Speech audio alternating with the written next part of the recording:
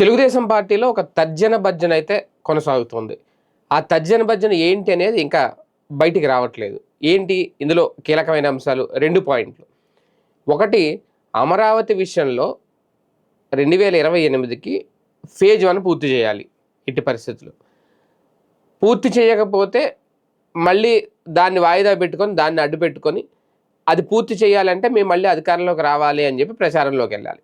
తొలి ఫేజ్ పూర్తయినా పూర్తవకపోయినా జరిగేది అదే. తర్వాత మళ్ళీ అమరావతి పూర్తి స్థాయిలో జరగాలి అంటే, నిర్మాణాలు ఆగకుండా ఉండాలంటే గతంలో విధ్వంసం చూశారు కదా, మళ్ళీ మేమే అధికారంలోకి రావాలని వెళ్తారు ఒకటి.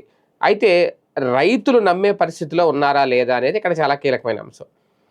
రైతులు గనక ఇప్పుడు వాళ్ళకి ఇవ్వాల్సిన రిటర్నబుల్ ఫ్లాట్లు ఇచ్చేసి, ఆ డెవలప్మెంట్ వాళ్ళకు చూపించేసి, ఈ 3 ఏళ్లలోనే, ఎందుకంటే వాళ్ళకి కౌలు డబ్బులు ఆగిపోతాయి, వాళ్ళకి ఇచ్చే పరిహారం డబ్బులు ఏవైతే ఉన్నాయో ఏడాదికి ఇచ్చే డబ్బులు ఆగిపోతాయి. వాళ్ళకి తర్వాత ఉపాధి ఏంటనేది అర్థం కావట్లేదు, ఉపాధి మార్గం కనిపించట్లేదు. రైతులందరూ పొలాలు నమ్ముకుని బతికేవాళ్ళు, ఇప్పుడు పొలాలు లేవు చేతిలో. ఓకే, ఏదో ఈ డబ్బులు వస్తున్నాయి, బతుకుతున్నారు. రేపొద్దున ఇవి ఆగిపోతే వాళ్ళకు ఒక ఆధారం కావాలి, ఒక ఉపాధి కావాలి, అది చూపించాలి.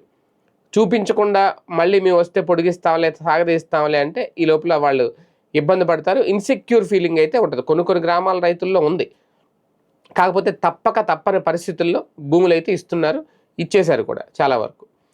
ఆ డెవలప్మెంట్ ఎప్పుడు అనేది వాళ్ళు ఎదురు చూస్తున్నారు. సో ఈ క్లారిటీ ఇవ్వకపోతే రేపొద్దున గెలుస్తామా లేదా అనేది ఒక తర్జన భర్జన. ఇదే నేపథ్యంలో ఇప్పుడు చంద్రబాబు నాయుడు గారు సీఎంగా ఉన్నారు, లోకేష్ గారిని సీఎం చేయాలి అనే కసరత్తు నడుస్తోంది అనేది.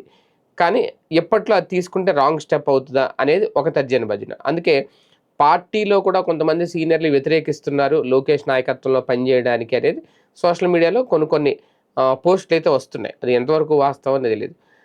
నిప్పు లేకుండా పొగరాదంటారు కాబట్టి అటువంటి దాన్ని సెటరేట్ చేసుకునే పనిలో కూడా ఒకవేళ అదే గనక తీవ్రతరం అయితే రేపొద్దున వ్యతిరేకతగా మారితే ఖచ్చితంగా పార్టీకి దెబ్బ అవుతుంది. సో ఇటువంటి నేపథ్యంలో ఇలాంటి కొన్ని తర్జన భర్జనలో పార్టీ అయితే నడుస్తుంది. కానీ రాజకీయ పార్టీలకి ఇవన్నీ సహజమే, ఒక్కొక్క దాన్ని సెట్ చేసుకుంటూ ముందుకు వెళ్తారు. మరోసారి అధికారంలోకి రావడానికి గట్టిగానే ప్రయత్నం చేస్తుంది టీడీపీ.